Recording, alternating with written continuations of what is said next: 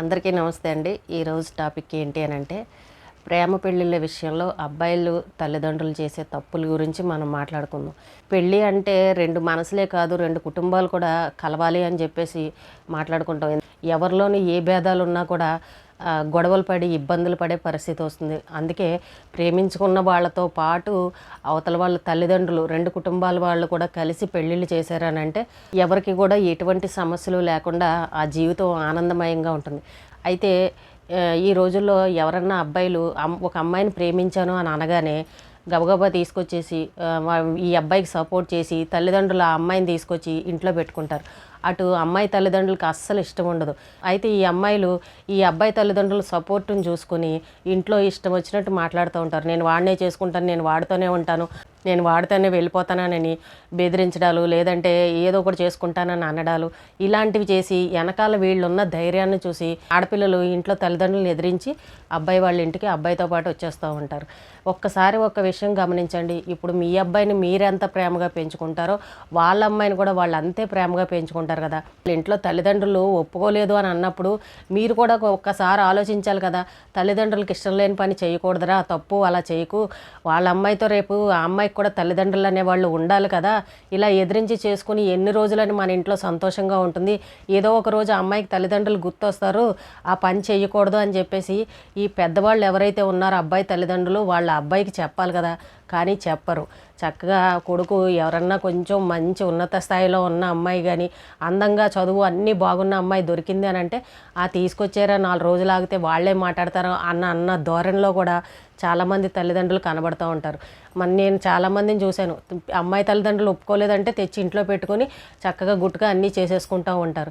వాళ్ళ అవతల ఎంత బాధపడతారండి. వాళ్ళు తల్లిదండ్రులే కదా, పాపం ఆడపిల్లని కనిపించి అంత గారాబంగా పెంచుకున్న వాళ్ళు వాళ్ళకి తగ్గ స్థాయిలో చేసుకోవాలని కోరుకుంటుంది. ఏ తండ్రి అయినా కూడా వాళ్ళ కూతుర్ని ఒక మంచి ఉన్నత స్థాయిలో ఉన్న అల్లుడికి ఇవ్వాలని కోరుకుంటారు. అది సహజంగా ఏ తల్లిదండ్రులకైనా ఉంటుంది. ఆడపిల్లని ఇచ్చేటప్పుడు ఎక్కడా కూడా కొంచెం కూడా ఇబ్బంది పడకూడదు, మంచి కుటుంబంలోకి వెళ్ళాలని తల్లిదండ్రులు కోరుకుంటారు. మరి అలాంటివన్నీ ఆశలన్నీ ఈ మగపిల్లలు చేసే తప్పుల వల్ల అలాంటి ఆశలన్నీ కోల్పోతున్నారు తల్లిదండ్రులు. ఇక్కడ మెయిన్ ఏంటంటే ఆడపిల్లలు కూడా ఇంట్లో తల్లిదండ్రుల మీద ఎదిరించడానికి కారణం ఏంటంటే వెనకాల సపోర్టు. అబ్బాయి తల్లిదండ్రులు ఎవరైతే సపోర్ట్ ఇస్తున్నారో వాళ్ళని చూసుకుని వీళ్ళు ఇంట్లో రెచ్చిపోతూ ఉంటారు. అమ్మ నాన్నని మాటకు మాట లెక్క లేకుండా మాట్లాడుతూ ఉంటారు. నువ్వెంత అంటే నువ్వెంత అని అంటారు. నేను ఎలా అయినా సరే వెళ్ళిపోతానంటారు, లేదంటే నేను ఏదన్నా చేసుకుంటానని ఈ రకంగా బెదిరిస్తూ ఉంటారు.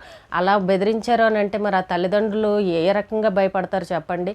అబ్బాయి తల్లిదండ్రులు కూడా చెప్పాలి, అమ్మ మీ ఇంట్లో మీ అమ్మ నాన్న మిమ్మల్ని ఇన్ని రోజులు పెంచారు, పెళ్లి చేయరా, నువ్వు వాళ్ళకి ఇష్టం లేకుండా నువ్వు మా ఇంటికి వచ్చావంటే రేపు ఏదైనా గొడవలు జరిగాయి అని అనుకో, మాకు రిస్క్ కదా, మా అబ్బాయిని ఏదో ఒకటి అంటారు కదా, ఒప్పించి పెళ్లి చేసుకోండి. అంతేగాని ఇలాగ ఇంట్లో బెదిరించి ఎదిరించి ఇలాగ చెప్పకుండా వచ్చేసి ఈ రకంగా పెళ్లి చేసుకుంటే మాత్రం మాకు అస్సలు వద్దు అని ఈ అబ్బాయి తల్లిదండ్రులు కనుక చెప్తే అప్పుడు ఆ ఆడపిల్లలు కొంచెమైనా తగ్గుతారు. లేదు అని అంటే వీళ్ళ సపోర్ట్ తీసుకొని తల్లిదండ్రుల దగ్గర రెచ్చిపోతూ ఉన్నారు.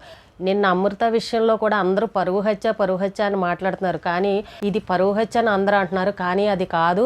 ఆ అమ్మాయి పెళ్లి చేసుకున్న తర్వాత కొన్ని రోజుల తర్వాత జరిగింది. అదే ఇష్టం లేకపోతే అప్పుడే ఏదో ఒకటి చేసింది కదా. ఆ అమ్మాయి చిన్నప్పటి నుంచే ప్రేమ పెళ్ళి అని 10th క్లాస్ నుండే ఇంటర్ నుంచే ఇలాంటి వ్యవహారాలన్నీ నడిపించింది. అప్పుడే తండ్రి భయపెట్టి బెదిరించి ఆ అమ్మాయికి కొంచెం ఇదిగానే చూసినా కూడా అమ్మాయి ఎక్కడ వినలేదు. కానీ చివరికి పెళ్లి చేసుకున్న తర్వాత కూడా వాళ్ళు కొన్ని రోజులు సైలెంట్గానే ఉన్నారు.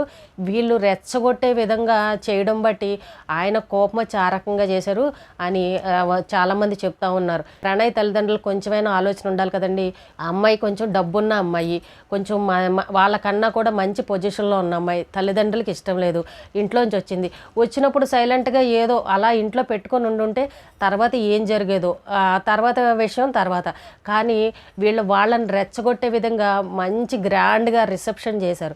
మనం వీడియోలో ఫోటోలు అన్నీ చూసాం. వెడ్డింగ్ షూట్స్ అని వీడియోలు తీసి మొత్తం అసలు ఎంత గ్రాండ్గా చేశారంటే చాలా గ్రాండ్గా చేశారు. అంత గ్రాండ్గా అన్ని లక్షలు ఖర్చు పెట్టి చేయాల్సిన అవసరం ఏముందండి. అక్కడ తల్లిదండ్రులే లేరు, ఆ అమ్మాయి తల్లిదండ్రులే అక్కడికి రారు, వాళ్ళ సైడ్ ఉన్న బంధువులు ఎవరు కూడా అక్కడికి రారు. మరి వీళ్ళ అందరినీ పిలుచుకొని ఇంత గ్రాండ్గా రిసెప్షన్ చేయాల్సిన అవసరం లే కదా. మళ్ళీ ఈ ఫోటోలు వీడియోలు ఇవన్నీ కూడా ఈ అబ్బాయి వాళ్ళ నాన్నకి పంపించేవాడంట, మారుతీరావుకి వీడియోలు పంపించేవాడంట. అంటే అసలే ఆయన కోపంలో ఉన్నాడు, కూతురు ఇలా చేసిందని బాధలో ఉన్నాడు. ఇగో నీ కూతురుతో నేను ఇలా ఉన్నాను అని ఎక్కిరించినట్టు, నువ్వేమీ నన్ను చేయలేవో అని అన్నట్టు, ఎగతాళి చేసినట్టు ఈ విధంగా ఆయనకి వీడియోలు పంపించేవాడంట. ఈ విషయాలన్నీ మామూలుగా అయితే మన సోషల్ మీడియాలో ఎవరికి తెలియవు, ఎందుకంటే ఇది లోపల లోపల ఇంట్లో జరిగిన విషయాలు చిన్నవి. కానీ ఎప్పుడూ ఒక సైడే మాట్లాడుతున్నాం, కానీ రెండో సైడ్ కూడా ఒకసారి మాట్లాడుకోవాలి కదా. మరి వీళ్ళు చేసిన తప్పులు కూడా ఉన్నాయి. మరి తల్లిదండ్రులకైనా కొంచెమైనా ఆలోచన ఉండాలి కదండి. అలా అయ్యో ఇష్టం లేదు అసలే వాళ్ళ అమ్మాయి అంటే వాళ్ళు గారాబంగా పెంచుకున్నారు, మనం ఇలాంటివి చేయకూడదు, తప్పు, వాళ్ళని ఇంకా బాధ పెట్టిన వాళ్ళని అవుతాం, కొన్ని రోజులు సైలెంట్గా ఉంటే కోపాలు తగ్గుతాయిలే అన్న ఆలోచన మరి తల్లిదండ్రులకి ఎందుకు రాలేదు? అంటే అవతల వాళ్ళని రెచ్చగొట్టే విధంగా చేస్తే ఎవరికైనా బాధ అనిపిస్తుంది కదండి. మంచి పేరు పలుకుబడి ఉన్నాయన.